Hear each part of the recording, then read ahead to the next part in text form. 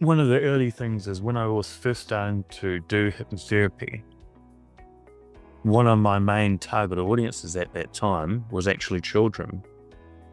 I would see children for bedwetting, I would see children for anxiety or even sometimes depression. And the fact of being able to show them something that is impossible, that when a child or even a person is in what they consider in a state of life that's impossible to get out of, well, they think there's no way moving forward, that I could show them a magic trick and say, well, here's your depression. If you could just imagine that to disappear or have something vanish in front of their very eyes, that then is quite symbolic on an unconscious level.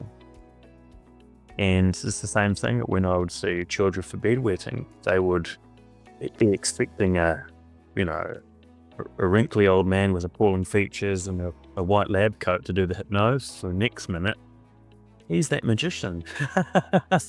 And instantly I've got immediate rapport with the kids, giving them a real wow experience and then applying therapy to that experience. I think that's and it is really quite impactful for me having a child who all of a sudden has a problem, and then through therapy or through the art of magic can really overcome those problems.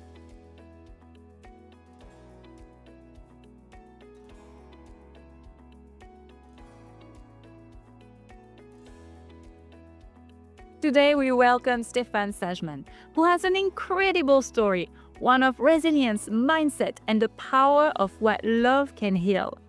Born in Romania during the war, Stefan spent his first 2 years in an orphanage before being adopted by his parents in New Zealand.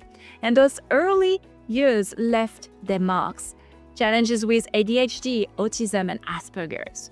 Yet, he transformed these challenges into superpowers. And at 9, he was given a simple magic set. And through magic, he learned confidence, psychology, and how to connect with people, building rapport. And by 16, he was performing shows, and by 20, he had hundreds of shows behind him. Then hypnosis entered the picture, first on stage and then in therapy. Today, Stefan lives between two worlds, one where he creates laughter and wonder, and another where he can help people in their hardest moment. His story as an adopted child is linked in the show notes, and I invite you to watch it because it's a powerful reminder that no matter where you are coming from, transformation is possible. Let's dive into Stefan's world. Hi everyone, and welcome at What is Your Gift? Today we have Stefan Sageman, who is a hypnotherapist and also a magician. He actually started as a magician. So welcome, Stefan. How are you? Hello, it's great to be here. Thank you, Lily. When I met you the first time, I actually haven't met you. I have met you on the phone, and it's thanks to you that I've done my journey as a hypnotherapist with the Simpson protocol. You are the one who hooked me into it. Thank you. Thank you. And it really changed my profession. It really changed a lot of things. And I'm really grateful because I met you in person a few months back when we've done That's the right. conference, and your energy, your focus is just incredible. And you have an incredible story and journey that you will share with us, which I think will inspire a lot of people. Thank you. Thank you. Yeah, it is definitely a interesting tale or journey. And one of the good things is, even though that I've said it many, many times, how this journey came about for me, I never get tired of telling it, because I've found out that the more that I tell it, the more that inspires people, and the more it gives people gratitude of their own life and what they can make from it. Yeah, so maybe if you want to say with your own words how this journey started. Okay, and so you mean from being a hypnotist, or just go from the start and go right through? From the start. Okay. All right. So from the start, that I was adopted at the age of 2. Um, I was adopted illegally at the age of 2 in a third world country in Romania. And from there, I developed, fussy eating, ADHD, autism, and Aspergerism from being in a cot for 2 years, minimal stimulation, minimal human contact. Um, it was a very, very tough time. 1989, where they had uh, Nicolae Ceausescu, the dictator, really pushing up a whole heap of orphanages and Romanian children in cots in very poor conditions. And it was really through that my name became on the international adoption list illegally. I suppose looking back at it now, that was the case that someone put a name through, someone put was it they put a line through my name instead of under it. And I was put on the international adoption list. The reasons why is because I think that I wasn't putting on a lot of weight at the time. And through that, I met, through that, 2 lovely individuals came forth, my adopted birth parents, and they took me back to New Zealand. And that's when they noticed little things started happening. And it could have been, like eating disorders. I wasn't getting on socially at school. It was really a sad time because, I was diagnosed with ADHD, autism, and Aspergerism. A chemical cocktail back in the 1980s wasn't popular like it is today. A lot of people go, oh, well, everyone's got that today. That may be the case, but now, of course, today we've got a whole heap of resources. We've got research, we've got all these things which have been applied to that model. Whether in 1989, we all had to, it was very fresh ground. That's with the schooling, that's with everything else. And so I actually failed at school. I remember, not having many friends. Um, I didn't consider myself an outcast at the time. I knew I was somewhat different, but I didn't consider myself as an outcast. And then as I grew older, when I ended up being around about 9, I couldn't read, couldn't tie my shoelaces, and was incredibly fussy at eating. And that was the year that my father got me a magic trick set. Of course, I couldn't read it, and I didn't know what it was at the time. That had no concept of. I just thought it was a toy like every other thing. And it was only through really playing with that set that I started to get other people's attention. And it wasn't like, look at me, I can do something that they can't. Because at the time, I had no idea what it was. I had no idea as to, what it would do for me. And as I understood it more and more, then I finally got what it was. I understood it from my perspective, not from the spectator's point of view, but I understood what the word trick or something meant, creating an illusion. And then, that was my focus. That became my niche. That became a big part of me over the years from age 9 from about, what was it? From 9 till I was about 16. That's when I started to perform. Wow. Started to perform from 16 right through to 20. I was doing, magic gigs, and that then lent into psychology, that lent into performance art, that lent into whole different genres, mentalism, um, everything else. And then, of course, that's where street hypnosis came from. Mm. And, because there was a time when I got really busy with the magic that I didn't really want to be carrying, props and decks of cards on me all the time. And so that's when street hypnosis came into the picture. And I did a lot of research and found one of the best people to provide that stage hypnosis, and that was Freddie and Anthony Jackwin from Head Hacking, which is obviously, quite popular with me. So I did their course, and I thoroughly enjoyed it. Through that course, that's when I also learned about stage. I learned about hypnotherapy. And very quickly, because of my laser focus that I developed having ADHD, because of the fact that I can do something again and again and again and not get tired from it, it also increased how I learn, how I spoke, how I create questions with clients, how I create rapport with clients. All of these fascinating things, which people only see in the now, happened years and years ago, even before I knew I was a hypnotist.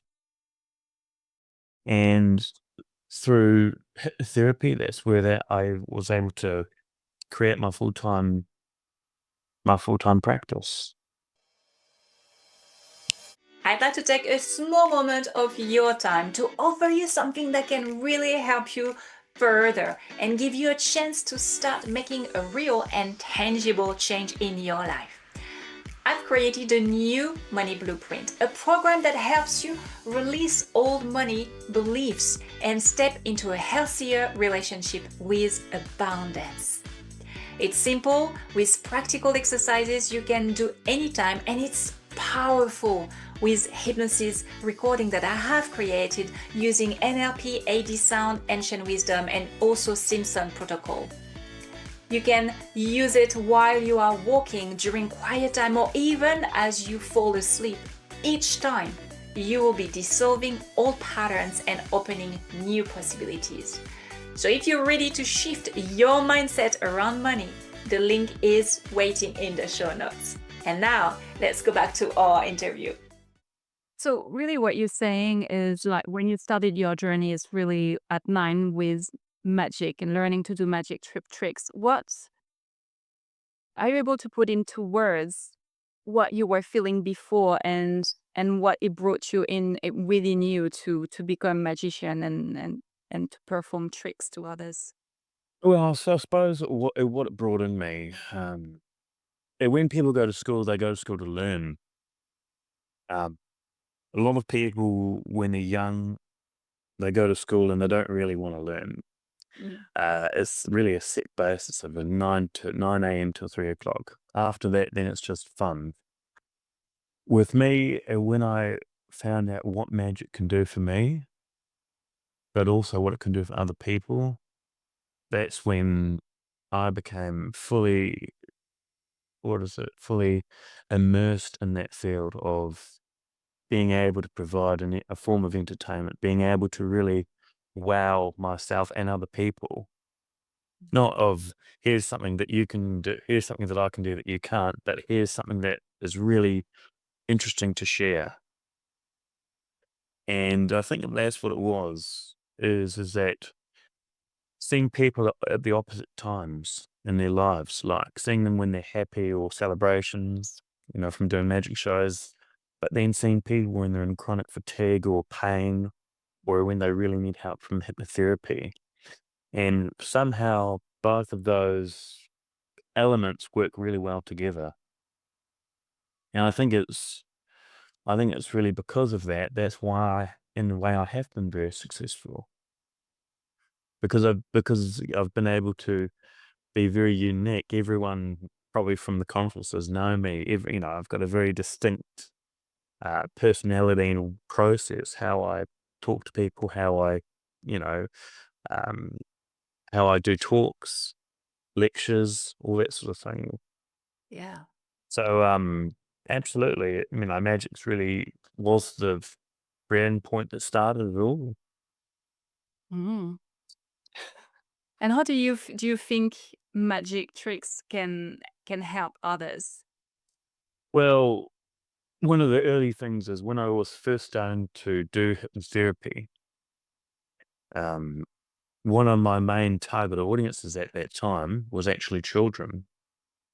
I would see children for bedwetting, I would see children for anxiety or even sometimes depression. And the fact of being able to show them something that is impossible, that when a child or even a person is in what they consider in a state of life that's impossible to get out of, well, they think there's no way moving forward, that I could show them a magic trick and say, well, here's your depression. If you could just imagine it to disappear or have something vanish in front of their very eyes, that then is quite symbolic on an unconscious level. And it's the same thing when I would see children for bedwetting. They would be expecting you know, a wrinkly old man with appalling features and a white lab coat to do the hypnosis. So next minute, he's that magician. And instantly I've got immediate rapport with the kids. And I think that that's really quite lovely to see, is to have that rapport with the children. The moment they walk in the room, they see some magic and they're hooked. It's not the fact of you, you've got a problem and you need fixing. It's not that at all. It's the fact that giving them a real wow experience and then applying therapy to that experience. I think that that's that, and it is really quite impactful for me having a child who all of a sudden has a problem and then through therapy or through, the art of magic can really overcome those problems. Not just a temporary fix, but also, a full transformation. Yeah, so it's actually a perfect vector to to do some therapy when you start with magic. Is it how you? This is why you naturally went into hypnotherapy. Well, what it was with the stage hypnosis. That was when someone said, "Can you stop me smoking?" And I said, "I've never done that, but we can give it a shot." And it was through that where I got a different sense of love. I got a different sense of understanding how important getting someone over a drug habit, getting someone over, a mental block. Because and with stage hypnosis, we can do all these funny things. We can make their hands stick to their face. We can make them forget their name. We can make someone become invisible. And absolutely, my first um, street/stage hypnosis went for 3.5 hours at the age of 18, and I'm 36 now. So, um, it does give you a massive, belly laugh. But when you're then helping someone get over stopping smoking, it gives you a different sense, and it's a very nice feeling to be able to help someone, even if they don't necessarily initially believe that hypnosis can help them. Hypnosis is just the bridge, I say, to the outcome. It's not, uh, it's not brainwashing or anything like that. It's just helping them get from A to B. Whether I use hypnosis or whether I use magic, it's virtually the same thing. Yeah, it sounds like it. Yeah, and I do tend to blur the lines. Yeah, I remember during the conference you were. Well, the magic's got a great thing in psychology. It gives people a pattern interrupt. It does all these different things. It bypasses the critical faculty. It does all of these things very instantaneously within a microsecond. And I think that people at the conferences and other areas start to notice, hey, there's this one person who does this stuff really, really well. Yeah. You were mentioning earlier, you were showing your tattoo. Is it Freddie Jackwin? Yeah, so that's pretty neat from the Jackwin at head hacking. So they've then changed their company to the Jackwin Hypnosis Academy. Yeah, that's right. That's how I've known it. Okay.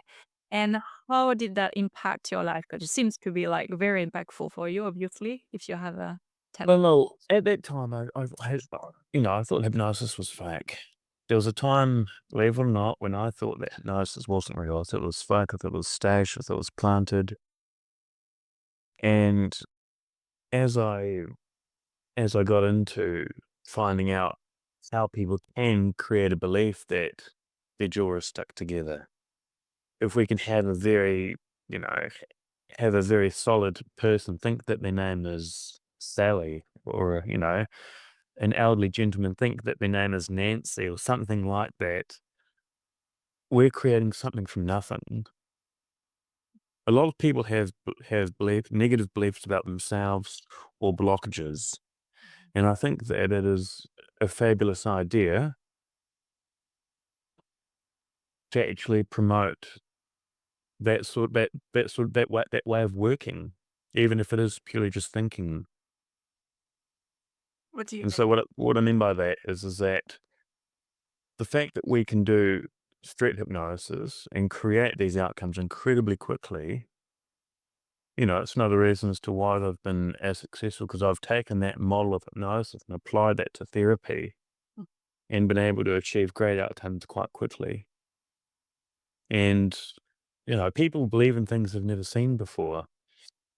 And I think that it's incredible to be able to have someone, stick their hand to a wall, make them forget the time, make them forget their name, all these wonderful things within a fraction of the time. I think it's fabulous, and that's why that I was thinking, if you can do these things for people in a matter of minutes, what else can't you do? Mm. And I think that really opened up my whole way of thinking of, and it could be maybe I've got ADHD, maybe I've got autism, maybe I've got Asperger's, combination of three. Maybe it is that way of thinking, but having that applied, there's literally no boundaries out there. There is literally no boundaries out there. And I think that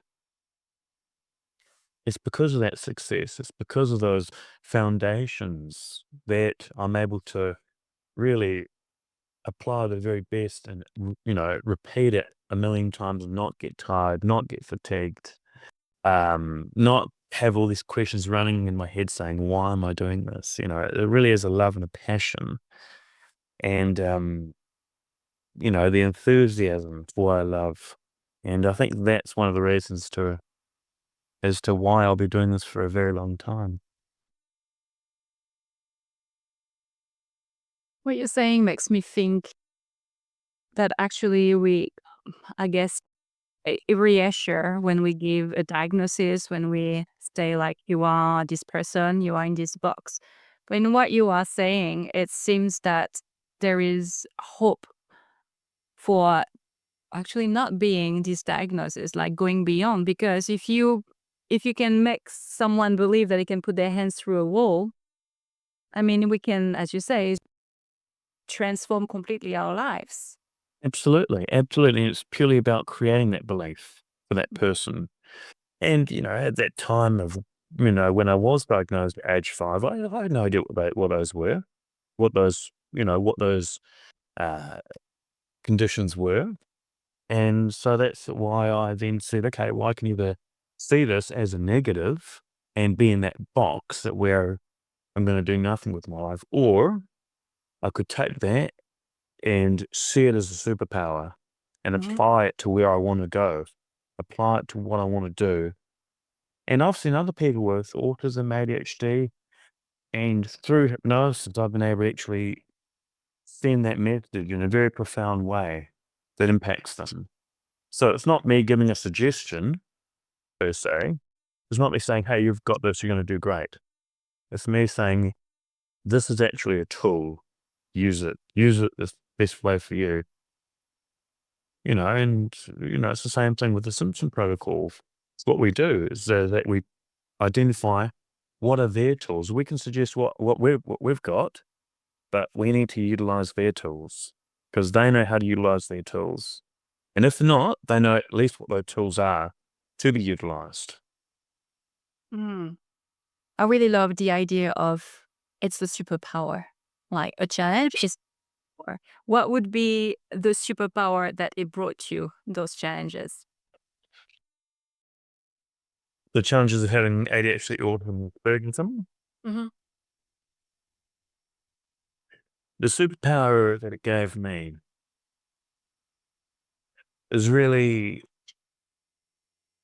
being able to create rapport with people naturally. From being a very young person who didn't really have a lot of social skills, who didn't really have a lot of uh, communication skills at all, how to talk, how to make friends, how to build on what everyone else is doing. I think that really became my superpower. Being able to connect with people, find out what they need, find out what they want, find out where they want to go without really, without them explaining. because that superpower has given me an insight into how the world around me works.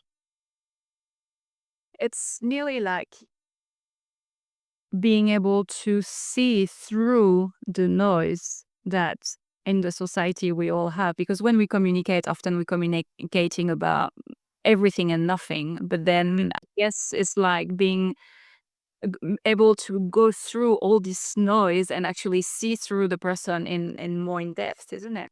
Absolutely. Well, it's one of the things that I've found out, through obviously at high school. I had a few counselors, and they then discussed with me that with the problems that I have or was born with, and that, Stefan, you're not going to be able to understand emotions. You're not going to be able to do these things that everyone else has or does or experience. And I was thinking, well, actually, I do understand emotion. I understand happy and I understand sad. I suppose I've sort of used it to my advantage when it comes to the field of therapy, when we're talking about some really deep traumas that obviously other therapists can get heavily impacted by negatively. I think that because, again, of this process of me, working myself on a daily day basis, that I'm also able to change their perception of that trauma. So in that way, they can release it and then build a protection around that. So they're not going to enter those states again. But it can be very sensitive at times. Hmm. Hmm. It gives me this reflection that people that are diagnosed ADHD or Asperger, I think it's just a different way of seeing, and it's nearly like an advanced level of being a human being. Is that, as you say, you are not really caught into the emotion. You are able to feel the emotion. It's like being an empath, but at a next level. Is that being an empath, but at the same time being still very present and very anchored. And then you give the space for the other to actually reflect and be able to see their own emotions and then deal with them. So it feels like it's the next level. Well, yes, when you've got that way of thinking, you absolutely think outside the box. Hmm. Um, because of the hypnosis and the magic of psychology and everything that I put in together, it's very much like a mashup.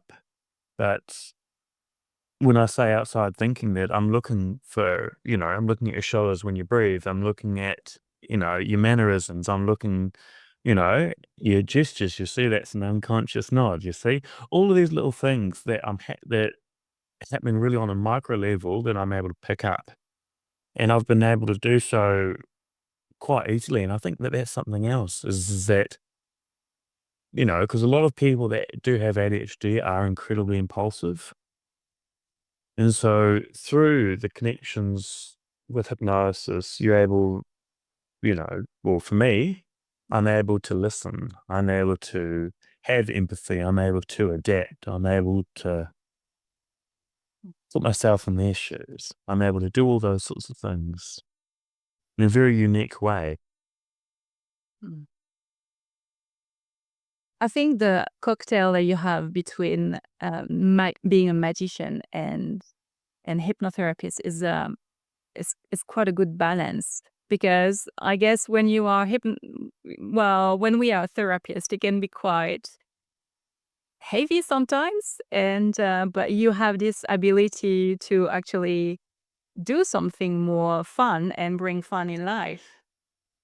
Well, absolutely. We are emotional human beings, every one of us. And that's why it's really about finding out who you are. What is your flavor? Everyone can say, hey, I contribute, I can feel significant, but it's really what is your flavor? What is your human essence that you're bringing to the picture? Not a blown up version of you, don't get me wrong, but what is your essence?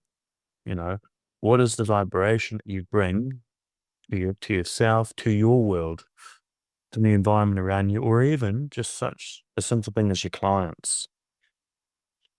Because again, you're going to attract a certain demographic or clients into your workspace. They're going to be different from anyone else's, and vice versa. Yeah.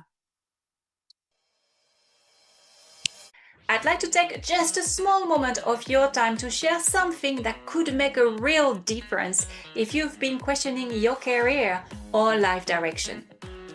I've created a 4-week program called Reinvent Your Career After 40. By the end of these 4 weeks, you will feel equipped with practical tools and fresh confidence to move forward.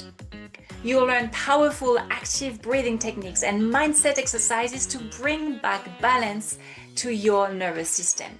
You will discover how to work with new AI tools in a way that feels comfortable, even exciting, so you can embrace change instead of resisting it.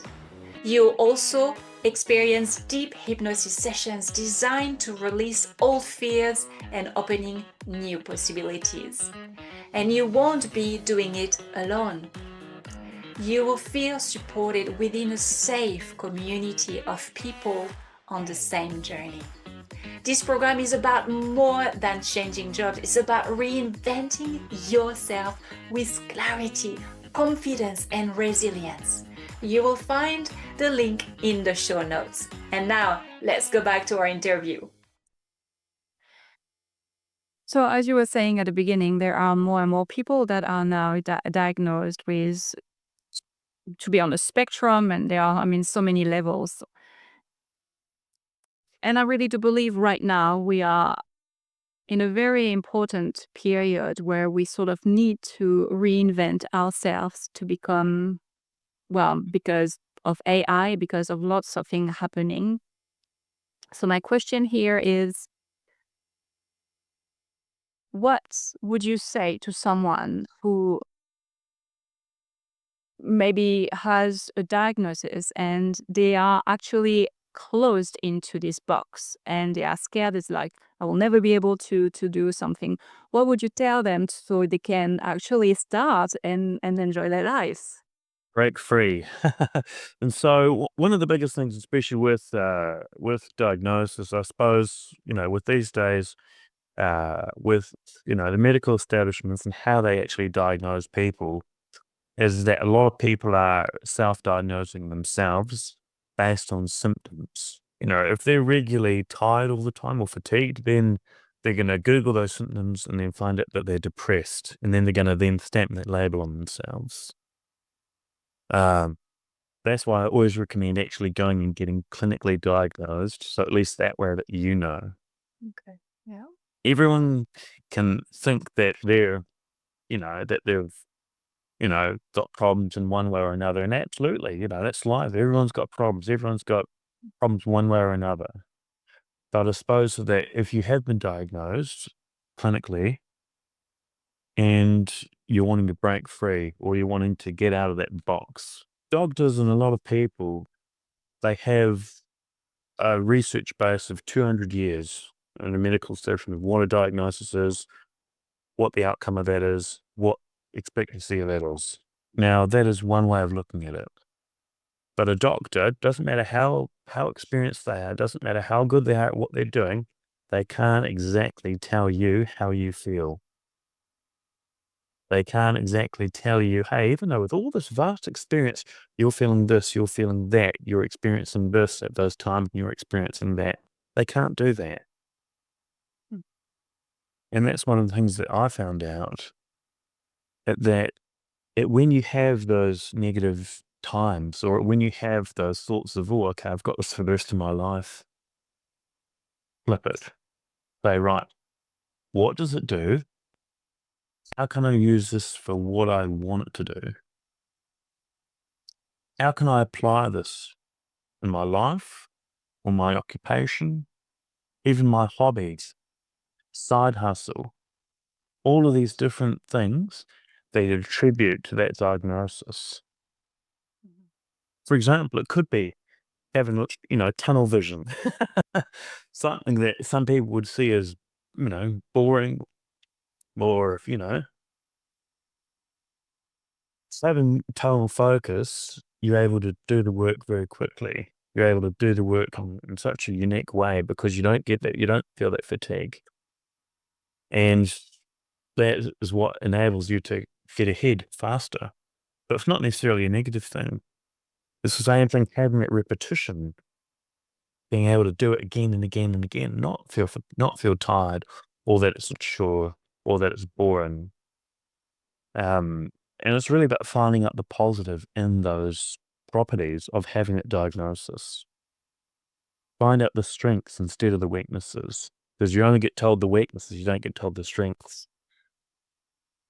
And through that's when you can find the very best in creating the right outcome for you. And I suppose that I found that, through magic, because magic led to hypnosis, and that led to hypnotherapy, and now I'm doing both of them really well. And it's very much a well-oiled machine. And I absolutely love it. Each and every day I wake up and I'm filled with such gratitude of being able to help people, but never know who I'm going to meet. For example, magic's helped me communicate with people who don't even speak English. It's helped me communicate with teenagers that don't want to talk.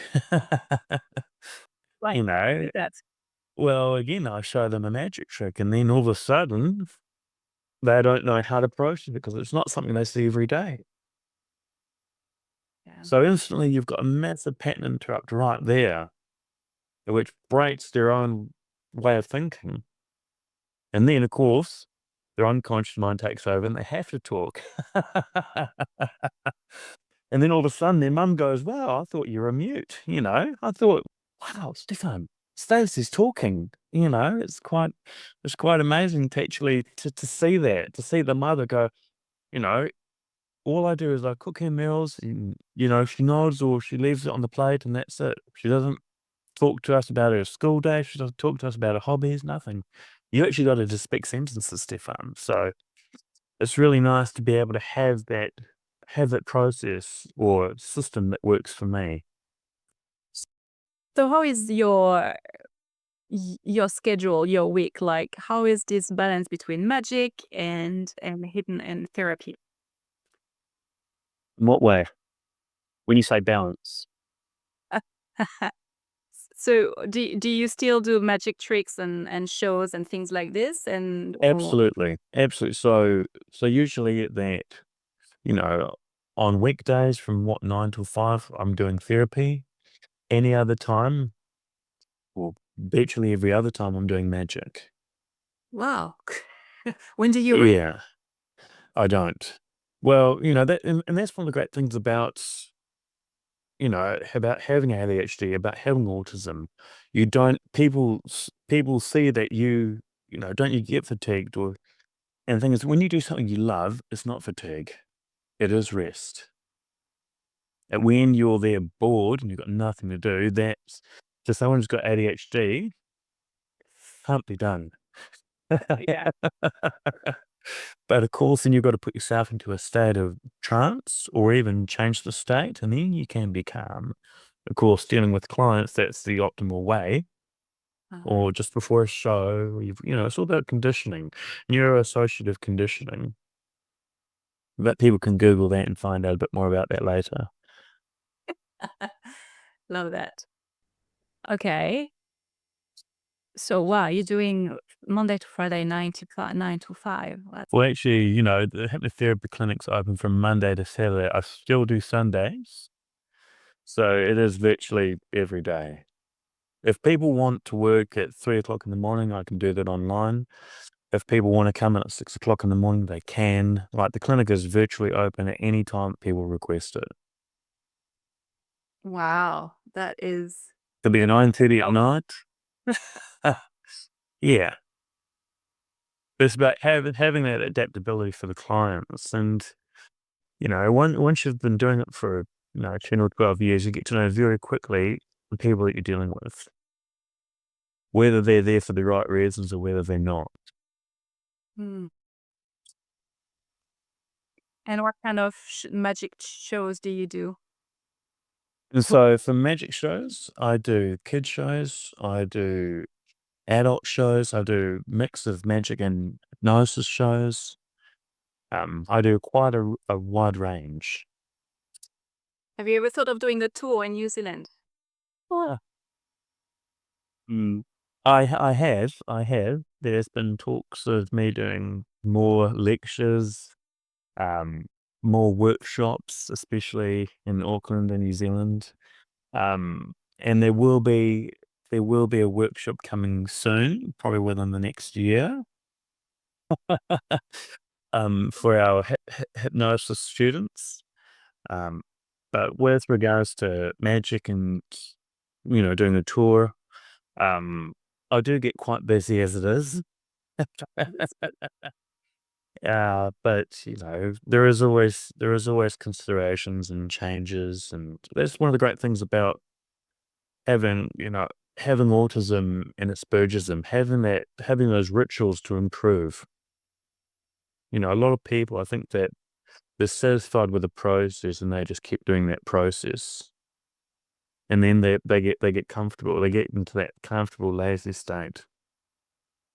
Whether I think that for me, being able to repeat things over and over again, that's what keeps it fluid. Whether it's communication studies, whether it's psychology, whether it's all these different things, it's all that's what I find really important. And again, that's what's been able to keep me sharp. It's what able to keep me, inspired. It's what's able to keep me on top of the game, as it were. Yeah. Stefan, do you have any other upcoming event or books or podcasts coming up? Podcasts. So I did a podcast last week on the human perception. You can check that out on my YouTube channel. I do have other talks. Obviously, I've got about 3 this month. One's for SeniorNet, and that'll be in late September. And I've got a few others coming up later. And so, yeah, it's just getting busier and busier as we head into the Christmas months and Halloween. And yeah, so I'm just, enjoying the quietness before the big storm happens. So if people want to get in touch with you or know when will be the next podcast or event for you, what would be the best way to reach out? Yeah, and so of course, if you're interested in knowing a bit more about me, you can go to stefansageman.com, or you can check out my YouTube channel, which is obviously linked onto the website, and that's where I'll be uploading all of my other books and videos. Cool. Thank you. And I've got a last question. Yes, far away. Is there one question that I didn't ask and you think I should have asked? No, I think you've done quite well.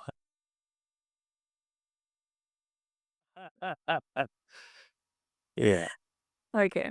Well, it has been a pleasure to go a little bit more into your world, and I really do believe that it will inspire, people, any sorts of people, because it's time to jump into our passion, into our gift, into what really excites us, and you are a perfect example for that.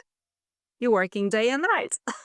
Absolutely, and that's what we only get one shot at life, Lily, and there are people out there that are surviving, but life is not for surviving. Life is for thriving, and it can be done by anyone. It can be done by a person who's had 2 years behind in a field or a country. And I'll tell you what, if I can do it, everyone can do it. There's literally no excuse for you not to find the love or the zest for life. And I really employ everyone to actually find out what it is they want to do and do it.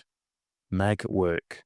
And through that, you can be as happy as I can be and enjoy a whole another way of looking at life that's really quite remarkable.